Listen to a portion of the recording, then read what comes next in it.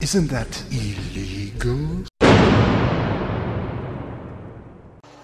Atheism can be a bit negative sometimes, so I've got something to cheer you up. Unfortunately, I'm going to start with the same old shit. The good news is, there is no God. Okay, that's that out of the way. That's not very original, and it's obviously, to some people, that's depressing. Because if there is no God, you don't get to meet God. That means you don't get your own cloud in heaven. You don't get some nice wings to float around on. But there are some things, some great things, that having no heaven and no hell can do for you. Number one, this is the most important of all. Once you're dead, once you are gone, you won't have to listen to gospel music ever again. All that hallelujah shit will be over and done with for good once you die. No more singing. Number two, when you die, you won't have to listen to Christians going on and on about God anymore. Because obviously, if you go to heaven, they're going to be on about Him all the fucking time. God did this, God did that, He's just over there now, He's coming for a visit later on. Did you see Him? He was over there. He's come round, He's on his rounds. No more of that. No going to heaven. None of that. As soon as your heart stops, all that Christian crap stops too. Because death, this is my philosophy on death, death is like the quiet moment just after you do a loud fart in the elevator. For a split second, time stops. Can you hear it? It all goes quiet. That's how quiet death is. Another advantage of having no God. You won't be living in a place where smoking, drinking and sex are banned. Now, do you really want to go to a place like that? No fatty foods, no unhealthy diet. Do you know what that means? That means no pizza, no Jack Daniels, no vodka, no beer. No beer!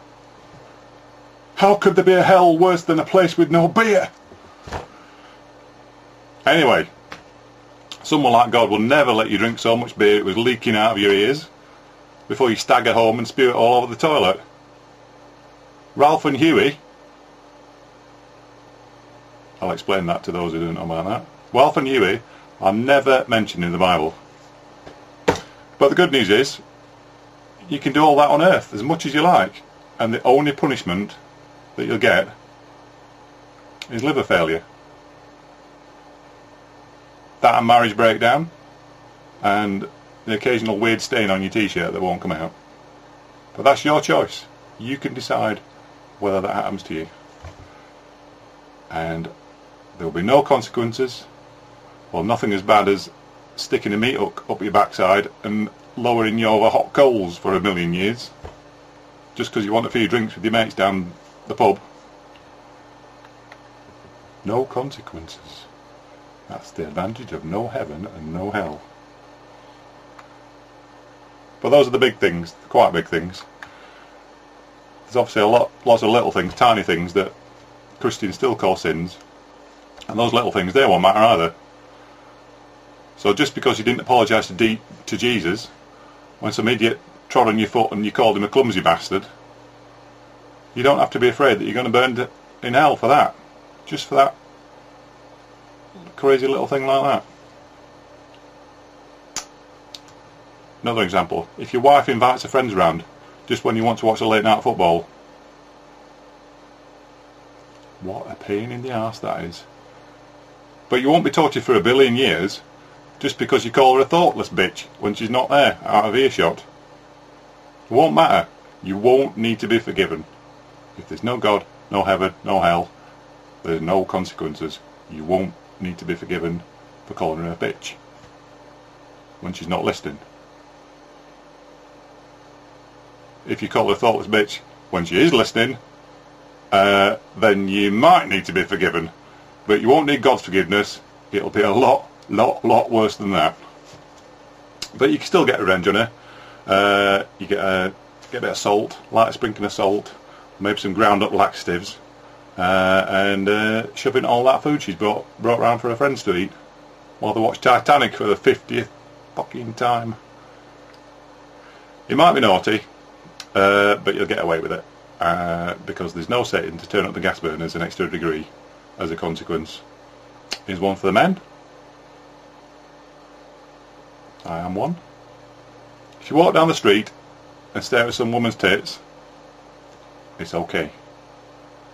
It's not a problem. If nobody sees you, nobody minds. You can have all the lustful thoughts that you want.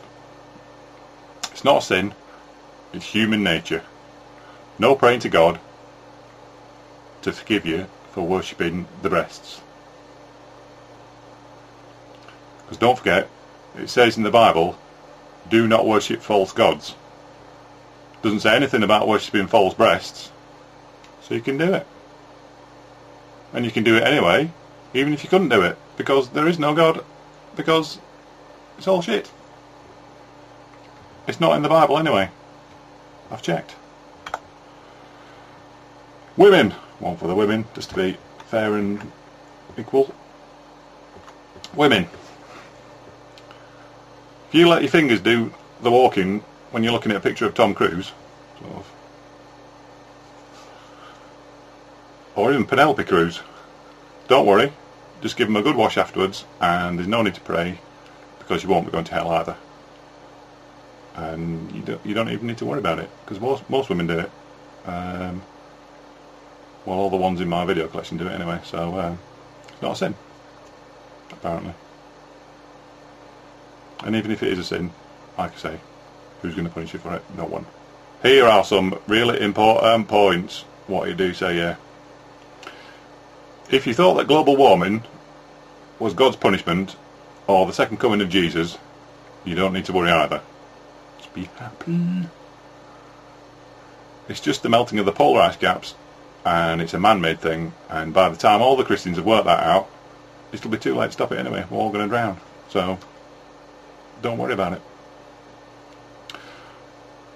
2 words of advice on that. Buy an umbrella and move away from the coast, because it's going to get a bit wet in the next few years. Here's the sea level. Or it could get hot. Or it might. Or both. Hot and wet. Just as bad. Global warming is a bit weird, that. Nobody can explain it. Number 2. Tsunamis and earthquakes. They're natural. They're not brought on by God. So move away from the earthquake zones. That's my top tip for today. San Andreas fault, it's due for a big one any time now. And it's not the final judgment. It's not Jesus come back to destroy the earth and take all his friends away with him. It's just tectonic plates moving around. That's science. I do science, me. Finally. It's not actually finally, because there's quite a big paragraph below it, but we're getting there.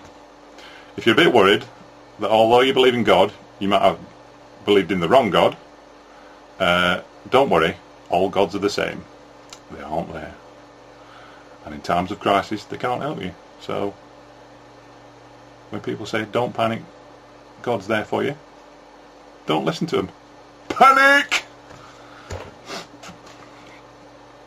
So if the gods are not there, or God isn't there, what can you do instead of pray? Well, instead of just sitting there with your hands up together, no, that's not right. Instead of just sitting there with your hands together, or up in the air, lean forward, like this, stand up, walk out the door, get out there, and do something about it. You only get one life. There's no afterlife. So even though you're not going to burn in hell, you won't get rewarded in heaven either. So make the most of your life. It's all you've got, but you can do a lot with it if you try. So just be happy, like me. Because if you don't, you've only got yourself to blame. Except if you got cancer, of course. That's not your fault. It's a bit of a downer, that is. Isn't that illegal? Censor your kids' ideas. Censor your child's inspiration. Censor all that. Expect a really heavy return spring, because you know what? That kid's going to turn her on you, and you're never, ever going to have a part of his life again. Casting off the chains of the world. But enough about me.